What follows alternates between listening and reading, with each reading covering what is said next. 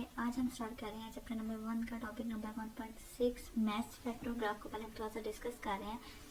Math spectrograph हमारे पास क्या होता है, बेसिकली जब हम आइसोटॉप्स की बात करते हैं तो हमारे पास क्या होते हैं, हम डिफ्रेंशिएट करते हैं on the behalf of the atomic message. जब हम पीरियोडिक टेबल में देखते हैं तो वो हम अरेंज होते हैं अकॉर्डिंग टू एटॉमिक नंबर्स, लेकिन आइसोटॉप्स के एटॉमिक नंबर सेम होते हैं लेकिन एटॉमिक मैसेज डिफरेंट होता है। तो हम उन्हें डिफ्रेंशिएट कर रहे हैं on the behalf of the atomic message and the physical properties. Chemical properties तो उनकी सेम होती हैं, तो उन्हें डिफ्रेंशिएट करना मुश्किल होता है, इसलिए उन्हें हम एक स्पेशल टेक्निक होती है ऑपरेटर्स हम यूज़ करते हैं, उन्हें डिफ्रेंशिएट करते हैं और उसे हम नेम देते हैं मैथ स्पेक्ट्रोग्राफ का। तो ये हमारे पास एक छोटी सी टेक्निक थी मैथ स्पेक्ट्रोग्राफ बुक में 1.6 उसे हमने डिस्कस किया। नेक्स्ट हमारे पास है mass defect and binding energy. Mass defect और बाइंडिंग एनर्जी हमारे पास क्या होती है, हमारे पास बेसिकली जब हम कंपेयर करते हैं एक्सपेरिमेंटल मैथ्स का और कैलकुलेटेड मैथ्स का with the maths of constituents, like अगर हमारे पास हीलियम है, हीलियम को अगर हम कंसीडर करें, यहाँ पे हमारे पास हीलियम में कितने 4 टोटल न्यूक्लियॉन्स हैं, 2 प्रोटॉन्स एंड 2 न्यूट्रॉन्स। अगर हम 2 प्रोटॉन्स और 2 न्यूट्रॉन्स को ऐड करें और उसका मैस देखें, हमारे पास एक प्रोटॉन का कितना होता है 1.00866 होता है एक प्रोटॉन का एटॉमिक मैस यूनिट में मैस। अगर हम उसको ऐड करें तो और उसको कंपेयर करें हम एक्सपेरिमेंटल मैस के साथ, तो हमारे पास क्या होता है, एक्सपेरिमेंटल मैस हमारे पास कम होता है as compare to their mass of constituents. वो जो हमारे पास मैस डिफ्रेंशिएट आ रहा है बिटवीन, मैस डिफरेंस आ रहा है between experimental mass and the mass of constituent summation, उसे हम कहते हैं mass defect. The total mass of a stable nucleus is always less than the sum of the masses of its constituents by amount del M. वो जो amount हमारे पास होती है उससे हम क्या कहते हैं, मैस डिफेक्ट। लाइक यहाँ पे हमारे पास है जी एम, हमारे पास क्या है, नंबर ऑफ प्रोटॉन्स किसी भी न्यूक्लियस की हम जब बात कर रहे होते हैं। एन एम हमारे पास क्या है, number of neutrons multiply by mass of neutron. किसी भी हम न्यूक्लियस की बात करें, ऑक्सीजन की, कार्बन के, किसी की भी, लाइक अगर हम ऑक्सीजन की बात करते हैं उसमें हमारे पास 8 नंबर ऑफ प्रोटॉन्स होते हैं और मैस ऑफ प्रोटॉन कितना होता है 1.0866। और न्यूट्रॉन्स की अगर बात करें तो उसमें हमारे पास 8 ही न्यूट्रॉन्स होते हैं और मैस ऑफ न्यूट्रॉन कितना होता है 1.006767 होता है हमारे पास। और अगर हम एक्सपेरिमेंटल की बात करें तो वो हमारे पास कैलकुलेटेड होता है मैथ, गूगल आप कर सकते हैं किसी भी उसके लिए, तो वो हमारे पास उसको हम माइनस करते हैं और जो हमारे पास अमाउंट आती है कुछ न्यूक्लियस के लिए वो हमारे पास क्या होती है, डेल एम ग्रेटर देन 0 होता है और कुछ के लिए क्या होता है लेस देन 0, मतलब कुछ के लिए पॉजिटिव वैल्यू होती है और कुछ के लिए हमारे पास क्या होती है नेगेटिव। लाइक अगर हम बात करें फर्स्ट 20 एंड आफ्टर 180, तो उस केस में हमारे पास क्या होते हैं, हमारे पास डेल एम की वैल्यू पॉजिटिव होती है। और अगर हम मीडियम न्यूक्लियस के जो हमारे पास मिड वाले न्यूक्लियस होते हैं उनकी अगर हम बात करें तो उनके लिए हमारे पास डेल एम की वैल्यू क्या होती है, वो लेस देन 0 नेगेटिव वैल्यू होती है। उसके लिए हमारे पास कॉन्स्टिट्यूएंट्स का मैसेज का सम कम होता है as compare to the calculated mass, ठीक है। तो ये हमारे पास होता है mass defect. Basically mass defect हमारे पास क्या है, the difference between sum of constituent and calculated mass, उसे हम डेल एम से रिप्रेजेंट करते हैं और वो हमारे पास क्या होता है मैस डिफेक्ट। उसके बाद अगर हम फर्दर देखें बाइंडिंग एनर्जी, तो बाइंडिंग एनर्जी, अब क्वेश्चन ये हमारे पास राइज होता है मैस डिफेक्ट, जो डिफरेंस आ रहा है between the sum of constituents and calculated mass, वो क्यों आ रहा है। वो डिफरेंस इसलिए आता है कि हमारे पास अगर हम बात करें 2 प्रोटॉन 2 न्यूट्रॉन इंडिविजुअली अगर बात करें तो वो डिफरेंट है, लेकिन जब हम बात करते हैं कि हीलियम 2 प्रोटॉन और 2 न्यूट्रॉन से मिलकर बनाता है, टोटल उसमें 4 न्यूक्लियस होते हैं, तो वो हीलियम न्यूक्लियस में वो आपस में बाउंड होते हैं। अगर हम हीलियम में से एक प्रोटॉन या एक न्यूट्रॉन को सेपरेट करना चाहते हैं तो हम उसे कुछ एनर्जी प्रोवाइड करेंगे ताकि वो जिस बाउंड के साथ कंबाइन है उस बाउंड को ब्रेक डाउन करें और फिर एलिमिनेट हो सके। तो वो जो जितनी एनर्जी के साथ बाउंड होते हैं उसे हम उसकी बाइंडिंग एनर्जी कहते हैं। और वो कहाँ से आती है, वो मैस से आती है। वो जो मैस हमारे पास डिफरेंस आता है ना, वो मैस यूज होता है as a binding energy of nucleus, ठीक है। The energy equal to the mass difference is referred to as the binding energy. और हमारे पास ये मैथ्स को जब हम एनर्जी में कन्वर्ट करते हैं उसके लिए हमारे पास क्या होता है 921 से हम मल्टीप्लाई करते हैं तो हमारे पास ये वैल्यू क्या होती है, del M multiply by C square. Mass defect को हम एनर्जी में कन्वर्ट करने के लिए 931 से मल्टीप्लाई करते हैं और ये इसे हम डिफाइन करते हैं एज अ बाइंडिंग एनर्जी, ठीक। तो ये हमारे पास था मैथ्स डिफेक्ट और बाइंडिंग एनर्जी हमारे पास क्या होती है। नेक्स्ट हमारे पास है हम बाइंडिंग एनर्जी फॉर न्यूक्लियन, पहले हम उसे डिस्कस कर लेते हैं फिर हम बैकिंग फ्रैक्शन को डिस्कस करेंगे। बाइंडिंग एनर्जी पर न्यूक्लियन हमारे पास क्या होती है? बाइंडिंग एनर्जी पर न्यूक्लियन हमारे पास, जैसे हमने कहा कि बाइंडिंग एनर्जी हमारे पास क्या होती है? ओवरऑल न्यूक्लियस की जो बाइंडिंग एनर्जी होती है उसे हम कहते हैं वो हमारे पास बाइंडिंग एनर्जी। टोटल न्यूक्लियॉन्स कितनी एनर्जी के साथ, लाइक अगर हम हीलियम की बात करते हैं, 4 प्रोटॉन 4 न्यूक्लियॉन्स हैं, 2 प्रोटॉन और 2 न्यूट्रॉन, ये 4 न्यूक्लियस आपस में कितनी एनर्जी के साथ बाइंड है उसे हम ओवरऑल बाइंडिंग एनर्जी कहते हैं। लेकिन अगर हम कहें कि एक प्रोटॉन या एक न्यूट्रॉन कितनी बाइंडिंग एनर्जी के साथ बाउंड है उसे हम कहते हैं वो हमारे पास binding energy per nucleon. The average binding energy per nucleon is defined as the binding energy of a nucleus divided by the number of nucleus it contains. ठीक है, हमारे पास हीलियम के लिए जितनी बाइंडिंग एनर्जी आएगी उसे हम डिवाइड करेंगे total number of nucleons. Total number of nucleons कितने हैं? 4। तो हमारे पास क्या आ जाएगी? 1। ऑक्सीजन की अगर हम बात करें, ऑक्सीजन की जो ओवरऑल कंप्लीट बाइंडिंग एनर्जी है उसे हम डिवाइड करेंगे टोटल नंबर ऑफ न्यूक्लियॉन्स कितने हैं? 16।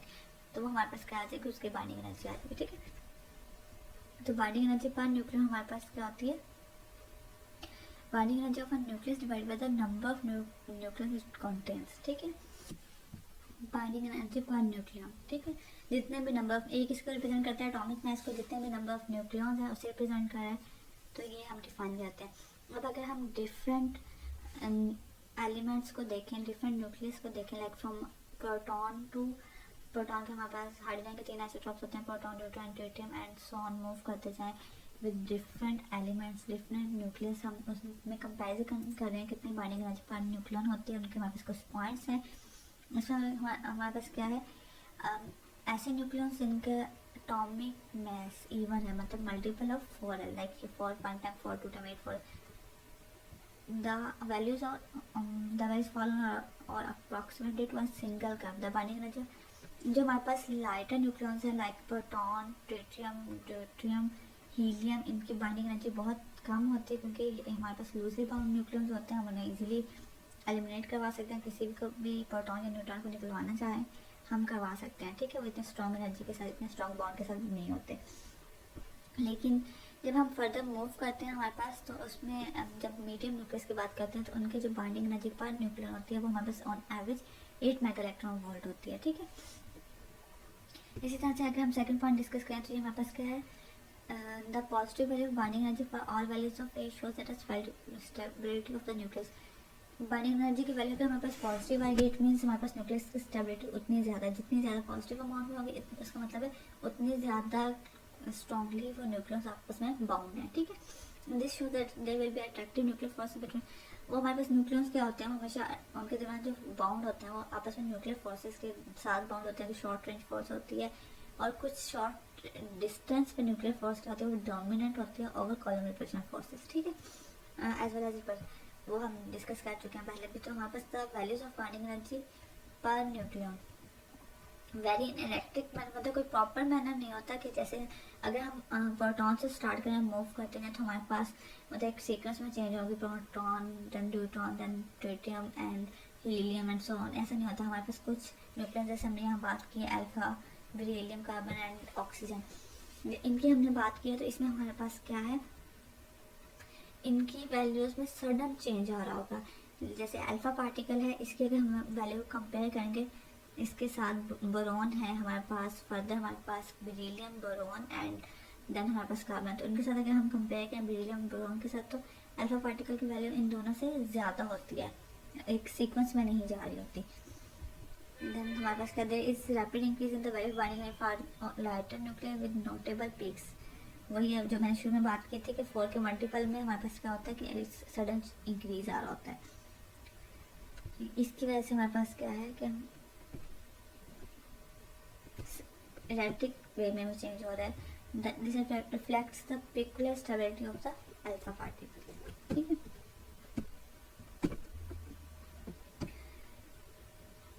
अब नेक्स्ट हमारे पास हम करें, अब आप as equal to the binding energy for nucleus remarkable constant, अभी मैंने बात की वो अबाउट 8 मेगा इलेक्ट्रॉन वोल्ट हमारे पास होती है for medium range, as equal to 20। उसके बाद फर्दर हमारे पास क्या है कि the curve indicates that binding energy increase to maximum.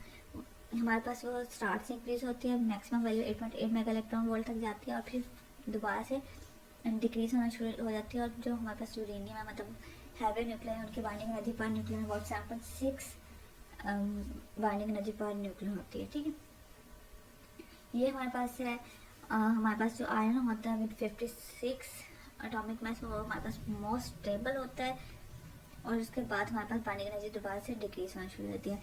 Atomic mass 1 to 56 increase होती है और देन फिर डिक्रीज होना शुरू हो जाती है।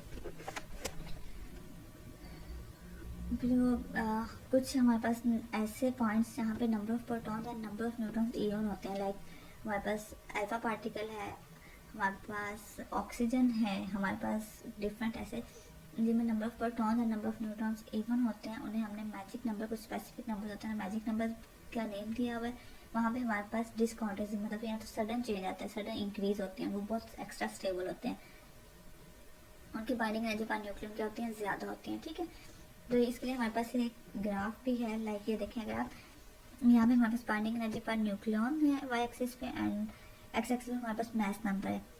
हमारे पास deuteron, tritium, helium with SN3 and tritium, इनकी अगर हम बाइंडिंग एनर्जी देखें तो एक सीक्वेंस में जा रही है। फिर हमारे पास अल्फा पार्टिकल की वैल्यू सडन इंक्रीज हुई है, और उसके बाद लिथियम की वैल्यू भी कम है, और हमारे पास फिर फर्दर कार्बन पे की वैल्यू ज़्यादा है एज़ कम्पेयर टू नाइट्रोजन, और ऑक्सीजन की भी ज़्यादा है। फिर इंक्रीज होते होते iron maximum value most stable nucleus, और फिर हमारे पास क्या होना शुरू हो गया, डिक्रीज होना शुरू हो गया। अब हमारे पास आयरन के जो इस साइड के रीजन है, लाइक ये हमारे पास न्यूट्रॉन, ट्रिटियम, लिथियम, ये इस साइड पे हमारे पास कौन सा प्रोसेस हो रहा है, फ्यूजन, मतलब दो न्यूक्लियर कंबाइन होकर हैवी न्यूक्लियर बना रहे हैं। और इस साइड पे हमारे पास इस रीजन में हमारे पास कौन सा प्रोसेस होगा, यूरेनियम से इस साइड पे ये हमारे पास होगा fission process, heavy nuclear break down होगा इनटू स्मॉलर न्यूक्लियर। ठीक है, तो ये हमारे पास बाइंडिंग एनर्जी पर न्यूक्लियन है। इसमें यही है कि हमारे पास ओवरऑल एवरेज न्यूक्लियस की जो किसी भी न्यूक्लियस की जो एवरेज एनर्जी होती है, हम उसके नंबर ऑफ न्यूक्लियन से डिवाइड करते हैं तो हमें बाइंडिंग एनर्जी पर न्यूक्लियन मिलती है। फिर वो हमारे पास डिफरेंट होती है, लाइक अगर हम मीडियम न्यूक्लियर की बात करें तो उनकी हमारे पास average 8 mega electron volt energy होती है।